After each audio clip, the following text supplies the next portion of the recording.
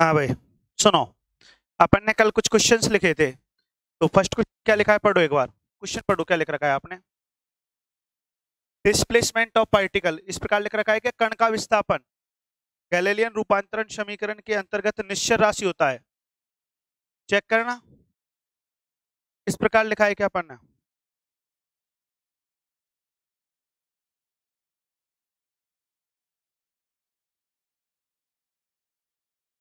इसको स्टैंडर्ड पे करूं, किस पे करूं।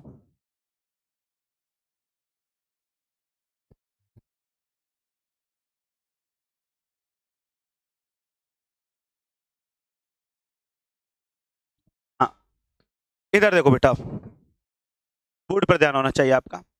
अपन ने क्वेश्चन लिखा है displacement of particle is a invariant quantity in Galilean transformation equation. ये लिख रखा है क्या। कण का विस्थापन है वो निश्चल राशि होता है। निश्चल का मतलब क्या होता है कि दोनों फ्रेम में चेक करेंगे। अपन क्या करेंगे, दोनों फ्रेम ऑफ रेफरेंस में चेक करेंगे। लेकिन एक लाइन बोली है उसने, वो लाइन को आप नहीं समझ रहे। क्या बोला है उसने क्वेश्चन में, कण का विस्थापन गैलीलियन रूपांतरण समीकरण के अंतर्गत इन गैलीलियन ट्रांसफॉर्मेशन इक्वेशन। ये लाइन लिखी है उसने, किसमें इनवेरिएंट है। तो गैलीलियन वर्ड जैसे ही बोला तुम्हारे माइंड में सेट हो जाना चाहिए कि जो फ्रेम ऑफ रेफरेंस की बात करेंगे, जो निर्देश तंत्र होंगे वो कैसे होंगे, inertial. Non inertial frame of reference की बात नहीं की जाएगी, ठीक है। हाँ भाई, तो अपन यहां पर क्या करेंगे, दो फ्रेम ऑफ रेफरेंस लेंगे और दोनों ही कैसे होने चाहिए, इनर्शियल होने चाहिए, तभी गैलीलियो की बात वैलिड होगी, ठीक है। हाँ भाई, अब क्या करते हैं, दो अपन इनर्शियल फ्रेम ऑफ रेफरेंस ले लेते हैं और डिस्प्लेसमेंट ऑफ पार्टिकल को चेक करते हैं, और दोनों फ्रेम में कैसा आना चाहिए, सेम, इक्वल डिफाइन होना चाहिए। यदि इक्वल डिफाइन होता है तो इनवेरिएंट, और इक्वल डिफाइन नहीं होता है तो वेरी कर रहा है, वो वेरिएंट है। अगली बात समझ में। चलो तो इधर देखो,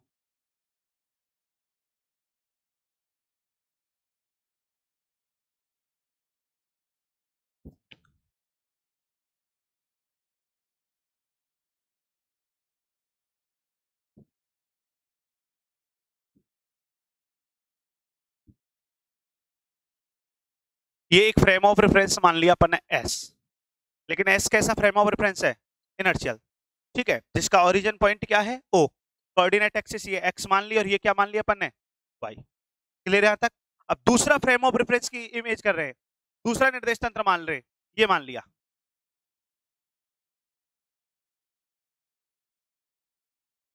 एच डैश।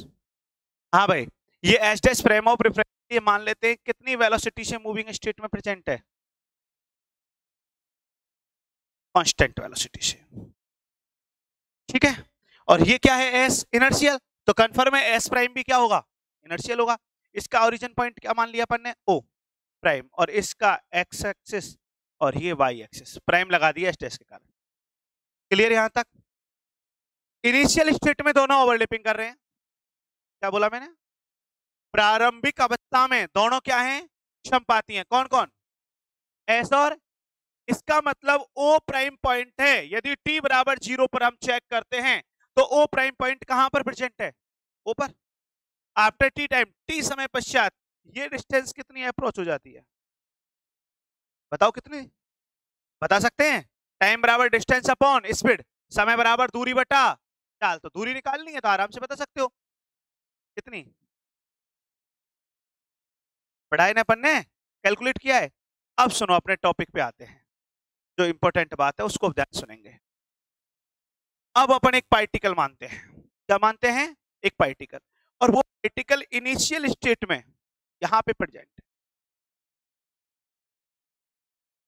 पॉइंट ए पर, कौन सी अवस्था में, इनिशियल स्टेट, प्रारंभिक अवस्था में कण, ये लिख दिया मैंने, इनिशियल स्टेट का मतलब, सही है। आफ्टर टी टाइम, टी समय पश्चात वो पॉइंट ए से कहां पर पहुंच जाता है, पॉइंट, ये पोजीशन है, ये कितने टाइम पर है, टी टाइम पर, 10 सेकंड, 5 सेकंड। तो ये ए से बी, ये ए बी डिस्प्लेसमेंट आ गया नहीं आ गया पार्टिकल का, मैं आपसे पूछता हूं, डिस्प्लेसमेंट ऑफ पार्टिकल यही तो होगा, कण का विस्थापन यही तो होगा। अब ये ए बी है, इस ऑब्जर्वर को जो यहां पे बैठा हुआ है और एक व्यक्ति यहां पे बैठा हुआ है, दोनों ऑब्जर्वर को सेम ऑब्जर्व होना चाहिए। यही तो इनवेरिएंट है। अरे निश्चरता का नियम यही तो है कि ए बी है वो दोनों को क्या मिलना चाहिए, सेम। मतलब यदि एस फ्रेम में डिस्प्लेसमेंट को यदि अपन डिनोट कर देते हैं एस फ्रेम में, किससे डिनोट कर दिया, डी वेक्टर से। कौन से फ्रेम में, और S prime frame of reference में किससे व्यक्त कर देते हैं, तो इनवेरिएंट कब होगा, जब डी इज इक्वल टू क्या होगा, मेरे अकॉर्डिंग एक बात समझ में आ जानी चाहिए आपके भाई साहब। हाँ क्लियर। चलो तो इनिशियल स्टेट में पार्टिकल कहां पे, पॉइंट ए पर।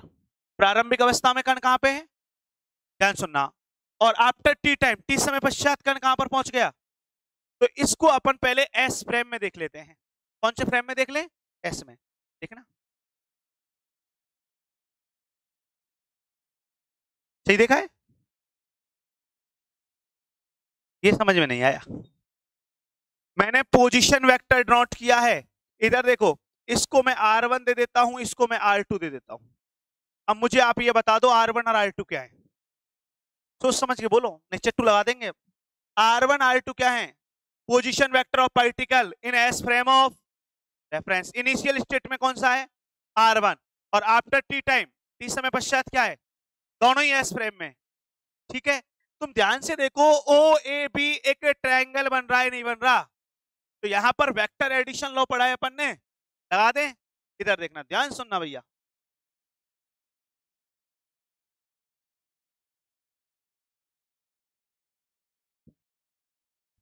फ्रॉम वेक्टर एडिशन लॉ, सदिश योग नियम क्या कहता है, बताओ। हाँ बोलो, O B vector head to head connect हो रहा है ना, हाँ बोल, ओ ए प्लस ई की पावर एक्स। अच्छा ए बी सही लिखा है यार, हर्ष ध्यान नहीं है तेरा।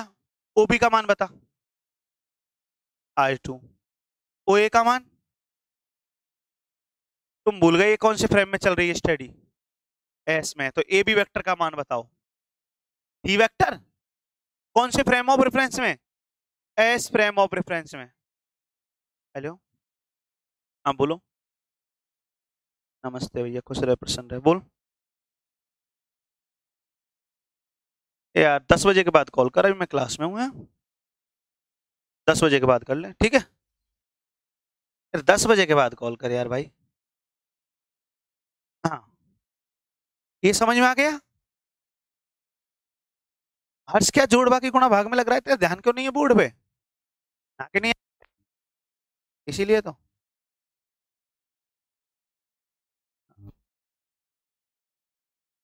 क्या मैंने सही लिखा है, पहले ये चेक करके बताओ। डिस्प्लेसमेंट मैंने सही डिफाइन किया है, कई ज्ञानी R21 लिख देते हैं, वो तुम्हारी इच्छा है, R12 R21 भी डिनोट करते हो ना, वो कैसे भी कर सकते हो, उससे कोई फर्क नहीं पड़ता। बताओ यहां तक समझ में आया नहीं आया, कितना क्लियर। अब जो काम अपन ने एस फ्रेम में किया है, वही काम मैं कौन से फ्रेम में करूंगा, चलो भाई देखते हैं। तो इसको, हाँ मैं एस डैश निर्देश तंत्र में देख रहा हूं। पहले तो इनिशियल स्टेट में देखें, कहां है इनिशियल स्टेट में पार्टिकल, पॉइंट ए पर। नहीं आया समझ में, R1, लेकिन इसमें प्राइम क्यों लगाया ये बताओ मुझे, एस डैश में ऑब्जर्व कर रहे हैं, आ रहा है समझ में। फिर यहां पर ट्राइंगल बन गया, ध्यान से देखो, ओ प्राइम ए बी, चलो फिर लगा देते हैं।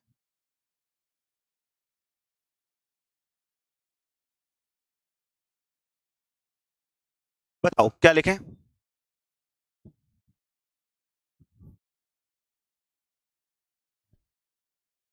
फ्रॉम वेक्टर एडिशन लो, क्या नियम लगाएंगे बोलना, सही है।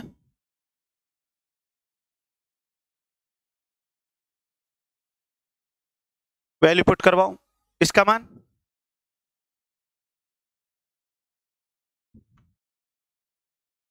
ये क्या लिखें, सही है। हाँ भाई, एक मिनट ये बताना, D prime is equal to क्या लिख,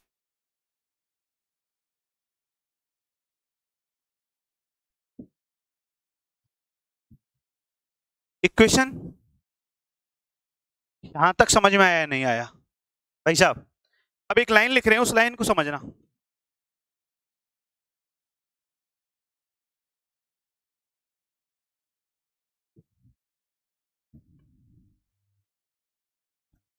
from position Galilean transformation equation पढ़िए। गैलीलियो का स्थिति रूपांतरण समीकरण पढ़ा है, क्या था?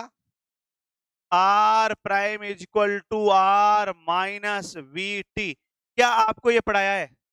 अरे गैलीलियो का स्थिति रूपांतरण समीकरण 10 दिन से यही चल रहे हैं, इसी को वेरीफाई कर रहे हैं, पढ़ाए ना? हाँ भाई, लेकिन मुझे यहाँ पे 2 पॉइंट पे स्टडी करनी है। एक तो इनिशियल पॉइंट पर, मतलब बिंदु ए पर, और एक बिंदु बी पर।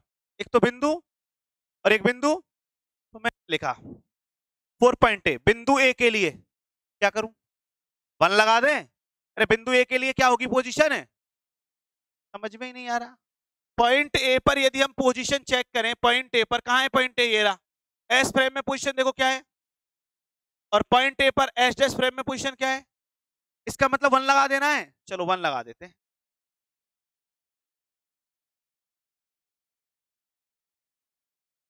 वन लगा रहे हैं इसमें। ये वी में 1 क्यों नहीं लगाया? क्योंकि ये फ्रेम ऑफ रेफरेंस की वेलोसिटी है, जो पार्टिकल पर डिपेंड कि पार्टिकल पॉइंट ए पे है या पॉइंट बी पर है। समझ में आ रहा है ना? हाँ भाई, ऐसे ही मैं पॉइंट बी के लिए लिखता हूँ। ये पॉइंट ए के लिए, ये पॉइंट बी के लिए। तो बी के लिए क्या लिखूंगा बोलना?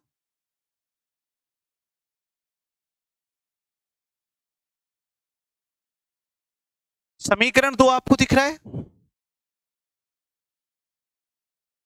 इसमें मैं वैल्यू पुट कर देता हूं। क्या लिख रहा है?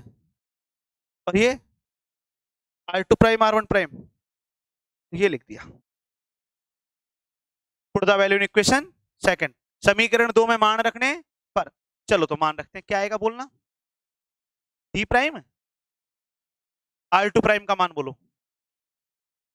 R2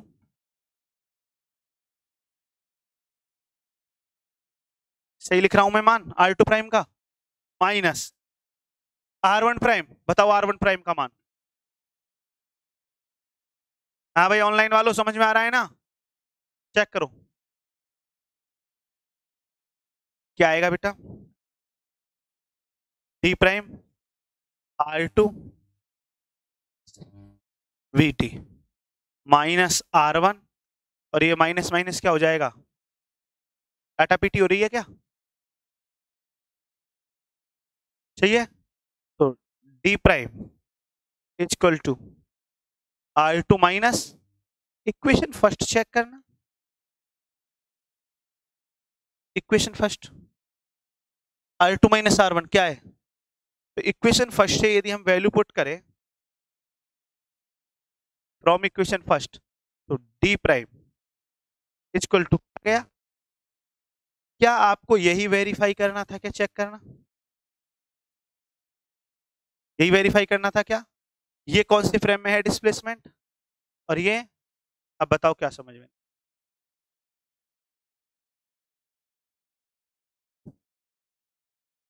ये क्या कर रहा है महर्षि ददीची? इधर देख ले ज्ञानी, क्लियर यहां तक? दोबारा समझाऊं या आ गया समझ में? हाँ भाई, तो अब बीएससी में कैसे लिखना है वो सुनो। इंपॉर्टेंट ये बात नहीं है, इंपॉर्टेंट ये बात है कि एकेडमिक सेशन में कैसे लिख के आए जो नंबर मिले, ऐसे लिख के आए ना। ये 3 नंबर का आया तो 1.5 नंबर ज्यादा नहीं पकड़ाएगा, क्योंकि बीएससी में सबसे इंपॉर्टेंट होता है तुम्हारा मैनेजमेंट तरीके से लिखना। जितना अच्छा हो सके थ्योरेटिकल एक्सप्लेन करो। मेरी बात ध्यान सुन लेना, क्योंकि कई ऐसे अंग्रेज होते हैं जो जेई की तैयारी करके आते हैं और वो 2 मिनट में क्वेश्चन को सॉल्व कर देते हैं एक ही लाइन में, और वो भी एक ही लाइन में नंबर दे देता है फिर। और बाद में फिर रीटोटलिंग और रीचेकिंग का फॉर्म लगाते घूमते हो मार्केट में, और होना जाना कुछ नहीं होता। कोर्ट में ये केस चलते रहते हैं, सुन रहा है? कुछ नहीं होता। आगे बात सुन, सर मेरे 3 नंबर दे दिए, 2 नंबर दे दिए, 15 नंबर दे दिए, कुछ भी नहीं होता है। लास्ट में जाके एक ही बात निकल के आती है, एक ही बात लिखते हैं वो लास्ट में। कॉलेज में एक नियम है, जो नंबर दे देते हैं उनमें करेक्शन नहीं होता है। टीचर ने जो नंबर दे दिया, केवल एक काम होता है कॉलेज में, रीटोटलिंग, रीचेकिंग। जैसे किसी क्वेश्चन में टीचर ने नंबर दे दिया ना, तो आप ये नहीं, आप कहीं पे भी, ये नियम है, चाहे वो क्वेश्चन कितने भी सही है, वो एक ही बात बोलेगा मेरे अकॉर्डिंग इतने नंबर का है। फिर मुझे चेक कर क्यों बनाया, उसे चेक क्यों करवाई? आगे बात समझ में? तो ये ध्यान रखना, जितना अच्छा हो सके उतना अच्छा एक्सप्लेन करने की कोशिश करना। और बीएससी का मतलब सिर्फ एक ही चीज है कि जो चीज है, जो टॉपिक है, उसको खतरनाक तरीके से एक्सप्लेन करो। 11th-12th में आपने जो पढ़ा है ना, वही बीएससी में पढ़ना है। सिर्फ इतना सा अंतर है, वहां पे तुम छोटी छोटी बातें सुन के आए हो और यहाँ पर उनकी व्याख्या करनी है। किताबें चलेंगी उन टॉपिक्स पर जो तुमने पढ़ा है ना। जैसे तुमने ड्रिफ्ट वेलोसिटी और वो पढ़े हैं ना, अप एंड वेग, याद करो। छोटे छोटे से चित्र बनाते थे सर्किट रेजिस्टेंस के, R1 R2, उसमें सीरीज पैरेलल लगा देते थे। जब सिस्टम नहीं खाता था तो लास्ट में व्हीट स्टोन ब्रिज का कॉन्सेप्ट लगाते थे, पढ़ के आए थे ना। यहाँ वो खतरनाक रूप में आएंगे, अलग ही जानवर दिखाई देंगे। वो तो छोटे छोटे से, और एक किताब है उनके ऊपर पूरी, जो सेकंड ईयर पढ़ोगे इलेक्ट्रॉनिक्स। 12th क्लास में तुमने हल्का सा पढ़ा है, इलेक्ट्रोस्टैटिक्स पढ़ा है, स्थिर विद्युत की, गॉस लॉ, कूलाम लॉ। किताब है तुम्हारे फर्स्ट ईयर में पूरी, इलेक्ट्रोमैग्नेटिज्म, उसी पे किताब है। और तुमने 11th क्लास में जो मोशन पढ़ी है, गति पढ़ी है, हल्का सा आरबीडी से रिलेटेड भी पढ़ा है, rigid body dynamics, moment of inertia पढ़े, ये तुमने पूरी किताब है तुम्हारी जो चल रही है मैकेनिक्स। आगे बात समझ में? हर टॉपिक पे, जैसे तुमने कार्नो इंजन पढ़ के आए हो ना, पूरी किताब है कार्नो इंजन पे। सेकंड ईयर में थर्मोडायनेमिक्स चलेगी, वो किताब एक ही बात समझाएगी, ताप क्या होता है, difference between heat and temperature, ऊष्मा और ताप में अंतर क्या है, प्लांक ने क्या बोला, केल्विन ने क्या बोला, किताबें पढ़ेंगे। आगे बात समझ में? यहाँ पे एक्सप्लेन करना आना चाहिए हमको चीजों को। चलो लिखो। हाँ बोल।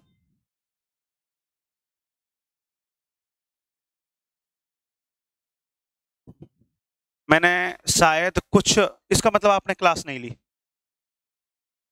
इसका मतलब आपने कंप्लीट क्लास नहीं ली।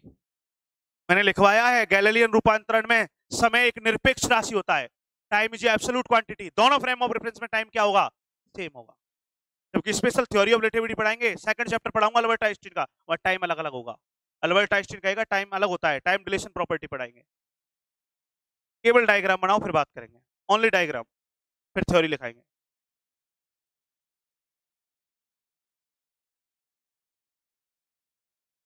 हाँ बेटा बनाओ डायग्राम।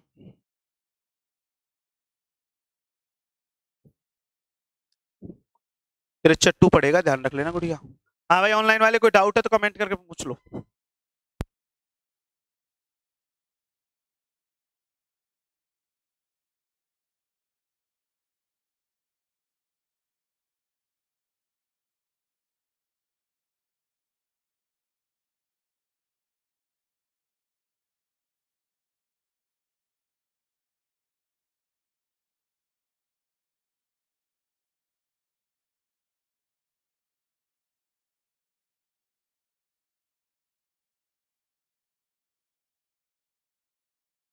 बनाओ डायग्राम, बनाओ एक बार, फिर थ्योरी आते हैं। पहले डायग्राम बनाओ।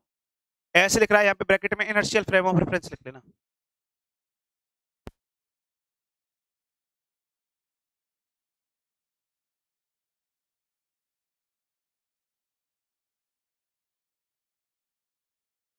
और एक कलर्ड पेन का यूज कर करो, नहीं पता ही नहीं चलेगा पोजीशन कहां से क्या क्या दिखा रहे हो।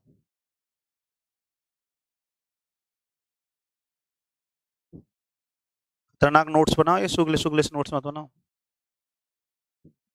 बेटा। ये मौका होता है पढ़ने का, नॉलेज लेने का।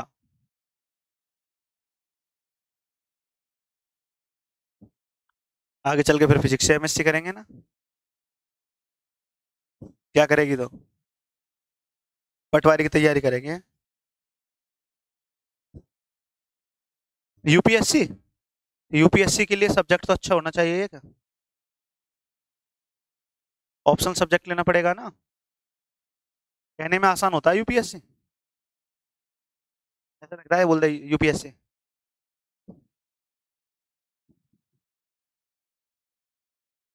मैं मेरे जीवन का अनुभव बताता हूँ। फर्स्ट ईयर में लगभग लगभग 900 समथिंग स्ट्रेंथ रहती थी अपने पास। उसमें से 400 बच्चे कम से कम आते एक ही वर्ड बोलते थे, यूपीएससी की तैयारी करेंगे। सेकंड ईयर में वो 250 रह जाते थे। नहीं आई बात समझ में? कहाँ की यूपीएससी बीएससी नहीं निकलती थी, और लास्ट में एसएससी की तरफ चले जाते थे ये। और लास्ट में 10 रहते थे थर्ड ईयर में। उनसे पूछता था बेटा यूपीएससी करेगा, सोच रहे हैं गुरुदेव। वो 10 भी ये कहते थे सोच रहे हैं। जोश होता है सिर्फ शुरू में।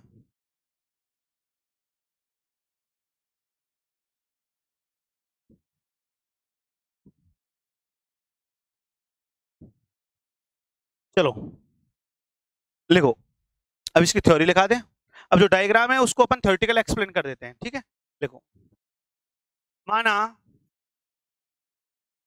एस एक जड़त्वीय निर्देश तंत्र है, माना एस एक इनर्शियल फ्रेम ऑफ रेफरेंस है, इनर्शियल फ्रेम ऑफ रेफरेंस है, जड़त्वीय निर्देश तंत्र है, तथा एस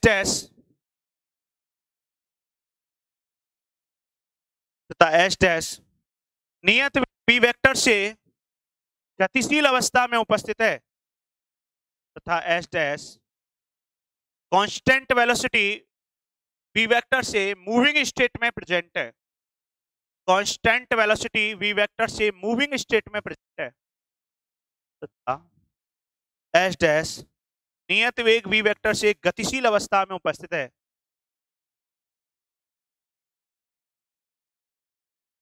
देखो, यह भी एक जड़त्वीय निर्देश तंत्र है, यह भी एक इनर्शियल फ्रेम ऑफ रेफरेंस है।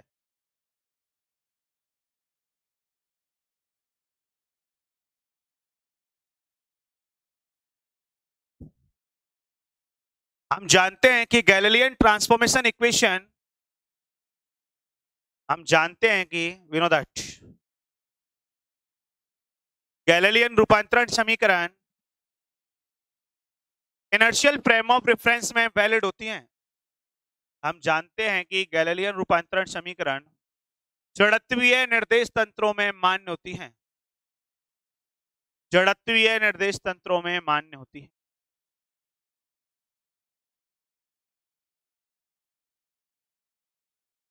देखो, माना प्रारंभिक अवस्था में, suppose at initial state, bracket में टी बराबर 0 लिख देना। माना प्रारंभिक अवस्था में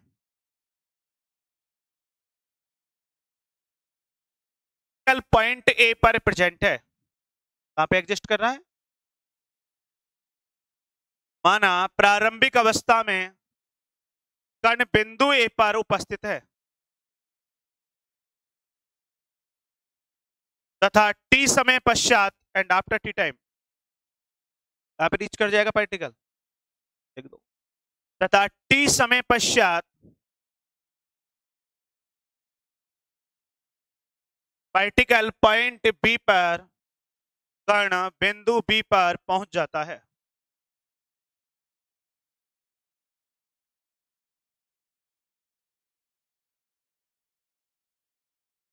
लिखो, ऐसे निर्देश तंत्र में कण का विस्थापन displacement of particle in S frame of reference is D vector. ऐसे निर्देश तंत्र में कण का विस्थापन डी वेक्टर है,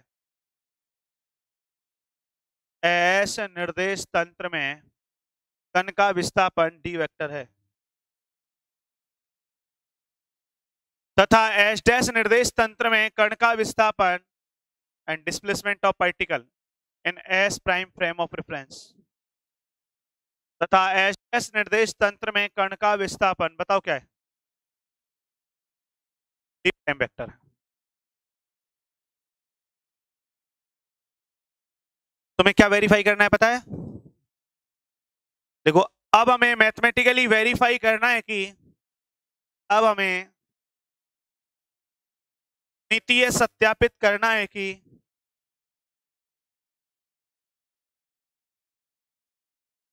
अब हमें गणितीय सत्यापित करना है कि, लिख दो D vector equal to D prime vector, bracket बंद कर दो। अब हमें गणितीय सत्यापित करना है कि डी वेक्टर, बढ़िया सा ब्रैकेट बनाया करो, ऐसे डब्बा बनाया करो शानदार सा। अब लिखो, छोटी शेडिंग लगाओ इसी में, मैथमेटिकल एनालिसिस, गणितीय विश्लेषण, मैथमेटिकल एनालिसिस। इतना खतरनाक तरीके से लिखो कि सामने वाला पागल हो जाए देख के एक बार तो। गणितीय विश्लेषण, अब एक्सप्लेन करना स्टार्ट कर दो। लिखो, कहां से लिखेंगे? अरे तो रुक लग गया नहीं। ये लिखो त्रिभुज OAB में सदिश योग नियम से in triangle OAB from vector addition law.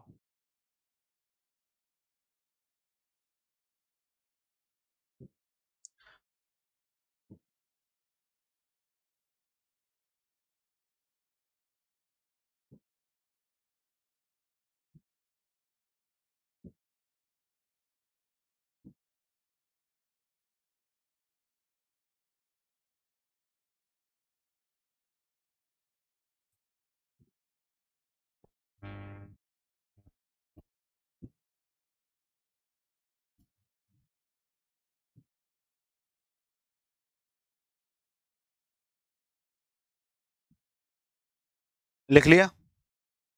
लिखो इसके बाद अगेन पुनः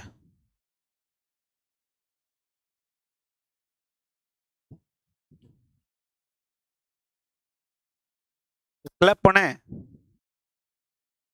रे अंग्रेज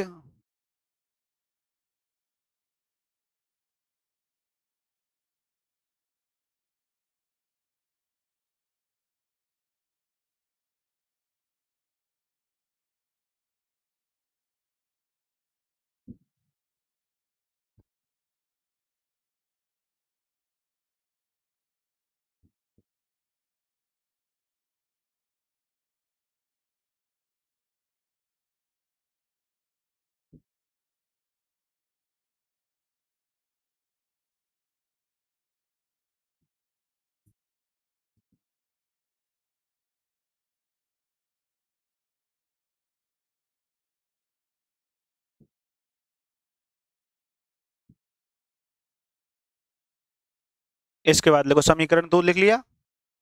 फिर we know that from Galilean position transformation equation हम जानते हैं कि गैलीलियो के स्थिति रूपांतरण समीकरण से। अब देखो विडंबना कितनी बड़ी है, तुमसे पूछे कण की स्थिति क्या होती है, position of particle, variant invariant,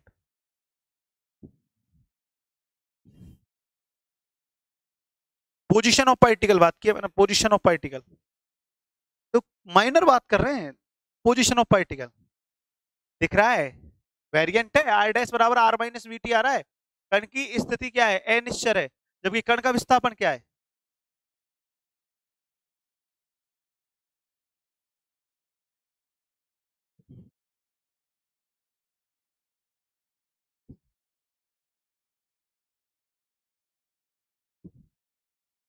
वो लिख रहा है बिंदु ए के लिए 4 पॉइंट ए और नीचे लिख रहा है 4 पॉइंट बी, बिंदु ए के लिए बिंदु बी के लिए। ये शॉर्ट हैंड समझ में नहीं आती है तुम्हारे, आ जाएगी धीरे धीरे।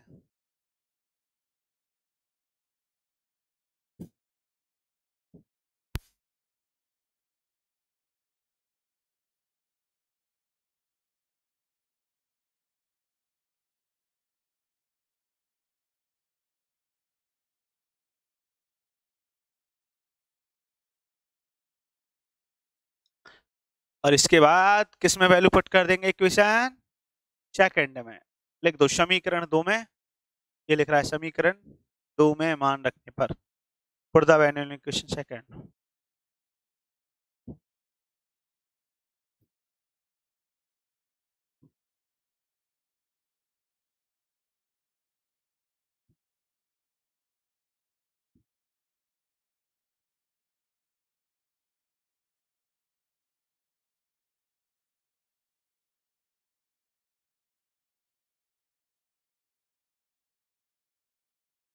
चले आगे,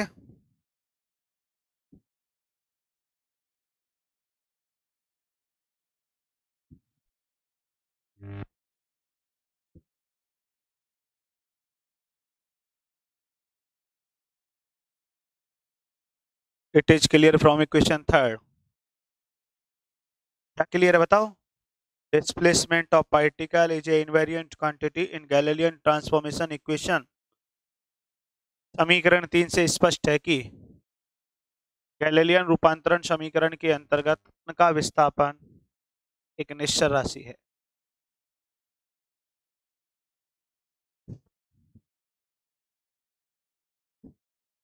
और तुम्हारे डाउट होते हैं उनको पूछा करो लाइन लगा के, है ना।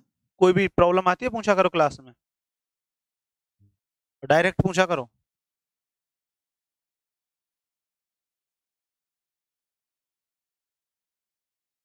चलें तो आगे।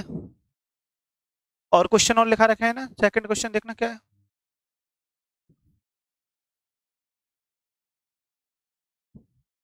अच्छा, मोमेंटम ऑफ पार्टिकल तो वेरिएंट होगा बेटी। नहीं नहीं नहीं नहीं, वेरिएंट लिखाया होगा, है ना। कंजर्वेशन लॉ इनवेरिएंट लिखाया होगा, है ना। संवेग तो एक निश्चर है या अनिश्चर है? अनिश्चर है। संवेग क्या है और संवेग संरक्षण का नियम क्या है? निश्चर। ऐसे लिखवाया है। चलो तो लिखो सॉल्यूशन सेकंड का।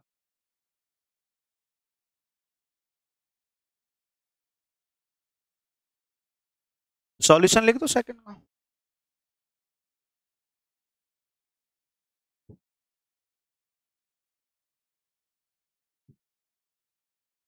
इधर देखो भैया, सबसे पहले मोमेंटम की बात करें तो मोमेंटम का फार्मूला आपको याद होना चाहिए। सबसे पहले मोमेंटम की बात करें, फिर मोमेंटम कंजर्वेशन लॉ की बात करें तो मोमेंटम कंजर्वेशन लॉ आपको पता होना चाहिए। संवेग संरक्षण का नियम आपको आना, एक है ना।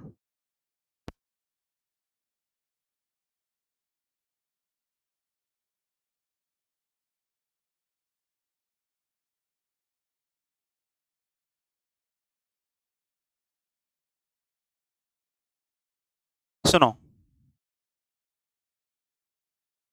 कहाँ चल रहे थे अपन। मोमेंटम, तो मोमेंटम का पता होना चाहिए, और मोमेंटम कंजर्वेशन लॉ की बात कर रहे हैं तो मोमेंटम कंजर्वेशन लॉ का पता होना चाहिए।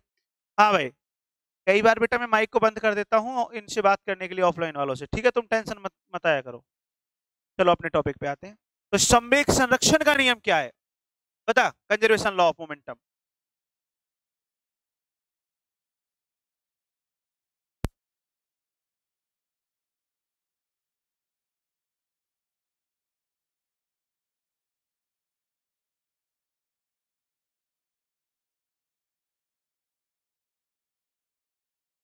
कोई भी कंजर्वेशन लॉ की बात करे, चाहे वो मोमेंटम की बात कर रहा है, चाहे वो एनर्जी की बात कर रहा है, चाहे वो चार्ज कंजर्वेशन लॉ की बात कर रहा है, किसी भी कंजर्वेशन लॉ की बात करे तो माइंड में सेट कर लो, बिफोर रिएक्शन और, अरे बिफोर कॉलिजन और टोटल इक्वल होना चाहिए। बता तेरे क्या समझ में नहीं आ रहा। टक्कर से पूर्व कुल संवेग और टक्कर के पश्चात तुल्य होना चाहिए, यही तो होता है। बिफोर कॉलिजन और आफ्टर कॉलिजन टोटल मोमेंटम कैसा होना चाहिए, सेम होना चाहिए, इक्वल होना चाहिए। ये मोमेंटम कंजर्वेशन लॉ। नहीं साहब, हम तो एनर्जी कंजर्वेशन लॉ की बात करेंगे। तो बिफोर कॉलिजन टक्कर से पूर्व कुल ऊर्जा, total energy before collision and total energy after collision क्या होनी चाहिए, ये एनर्जी कंजर्वेशन लॉ है। इसमें क्या समझ में नहीं आ रहा, इधर देखो, पागल भैया है हमारे। एक पार्टिकल ए है, बी है, दोनों भिड़ रहे हैं, भिड़ंत, टक्कर हो रही है। बिफोर कॉलिजन इसकी वेलोसिटी मैंने u1 मान ली और इसकी क्या मान ली, अरे फर्स्ट पार्टिकल के लिए 1 लगा दिया और सेकंड पार्टिकल के लिए 2। आफ्टर कॉलिजन टक्कर के पश्चात वेलोसिटी क्या नाम दे दें, ये a है और ये क्या है, मैंने एक वर्ड बोला है, इलास्टिक कॉलिजन है। टक्कर के बारे में कुछ पढ़ा है तुमने, टक्कर दो प्रकार की होती है, ऐसा कुछ पढ़ा है, कौन कौन सी। अच्छा, परफेक्टली इलास्टिक जानते हो, पूर्णतः प्रत्यास्थ, फिर इसमें पढ़ा होगा हेड ऑन इलास्टिक, पढ़ेंगे कुछ सम्मुख प्रत्यास्थ, 11वीं में कुछ दर्शन किए थे ऐसे टक्कर के, नहीं किए तो कोई बात नहीं, चैप्टर 5 में पढ़ाएंगे तुमको, कॉलिजन पढ़ाएंगे, और ऐसी कॉलिजन पढ़ाएंगे खतरनाक मजा आएगा। आफ्टर कॉलिजन बात करें तो वेलोसिटी को v से नोट कर दिया, फर्स्ट पार्टिकल के लिए 1 और सेकंड पार्टिकल के लिए, ठीक है। फर्स्ट पार्टिकल का मास m1 और सेकंड का मोमेंटम क्या होता है, संवेग क्या होता है, मास इनटू वेलोसिटी, तो इसका मोमेंटम बताओ, m1 u1 इसका मोमेंटम, m2 u2 इसका मोमेंटम, इसका मोमेंटम। तो बिफोर कॉलिजन टक्कर से पहले टोटल मोमेंटम बताओ, m1 u1 plus after collision बताओ M1V1 प्लस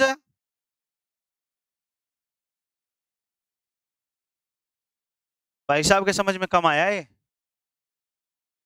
हाँ आ गया क्लियर। इसको इक्वेशन नंबर मैंने कौन सा दे दिया, ए। सुन रहे हो, ये एस फ्रेम में है। कौन से फ्रेम में, नहीं हम तो एस टेस्ट में स्टडी कर रहे हैं। सुन ही नहीं रहे तुम, कौन से फ्रेम में डैश क्यों लगा रहे हो, पहले तो ये बताओ। अरे प्राइम क्यों लगा रहे हैं अपन, वेरी गुड, क्योंकि हमारी जो स्टडी चल रही है वो कौन से फ्रेम में चल रही है, S prime frame of reference. दोनों एक ही बात है, ये भी मोमेंटम कंजर्वेशन लॉ है और ये भी, लेकिन ये एस फ्रेम में है और ये, और हमारा क्वेश्चन है conservation law of momentum is a invariant quantity, is a invariant, निश्चर राशि है। कैसी राशि है, ये तो कंजर्वेशन लॉ हो गया, और निश्चर का मतलब दोनों फ्रेम में क्या होना चाहिए, सेम। अब ये वेरीफाई कैसे करें, या तो ए को लेके चलो बी ला दो, या बी को लेके चलो, नहीं आई बात समझ में। अरे अपन ए को लेके चलें और सिद्ध किसको कर दें, बी इक्वेशन को, या बी को लेके चलें और वेरीफाई किसको कर दें, ए को। नहीं आई बात समझ में, या तो ए से बी लेके आ जाओ या बी से ए लेके आ जाओ, दोनों इक्वल हो जाएंगे नहीं हो जाएंगे, और दोनों इक्वल होते ही हम एक बात बोल देंगे, क्या बोल देंगे भाई साहब, इनवेरिएंट है, निश्चर है। तो ये काम आप रफ कॉपी में करेंगे, मैन में नहीं, ये गृह कार्य रफ कॉपी में करेंगे। कैसे करेंगे, ये u1 डैश है, ये u2 डैश है, ये v1 डैश है, और ये u और v क्या है, वेलोसिटी क्या है ये, और वेलोसिटी ट्रांसफॉर्मेशन इक्वेशन पढ़ी थी गैलीलियो में, भूल गए, v is equal to v minus capital V, पढ़ा है ये, नहीं पढ़ा। अब यदि ये u1 डैश की बात करता है तो बताओ कैसे लिखेंगे, सही लिखा है। यदि ये u2 डैश की बात करता है तो u2 माइनस v, और यदि ये v1 डैश की बात करता है तो यहाँ पे लिखेंगे v1 डैश बराबर v1 माइनस कैपिटल V, और यदि ये v2 डैश की बात करता है तो चारों मान अपने पास है या नहीं, चारों मान इसमें रख देंगे, लास्ट में काट पीटने पर आपको इक्वेशन ए मिल जाएगी, और बी से ए आ गया, ए से बी आ गया, कन्फर्म में मिल जाएगी, इनवेरिएंट हो गया। तो ये काम करेंगे रफ कॉपी में, ठीक है, कर सकते हो ना। फिर इसको मैं मेन कॉपी में कल करवा दूंगा, ठीक है, मिलें तो कल भैया, चलो तो राधे राधे भैया।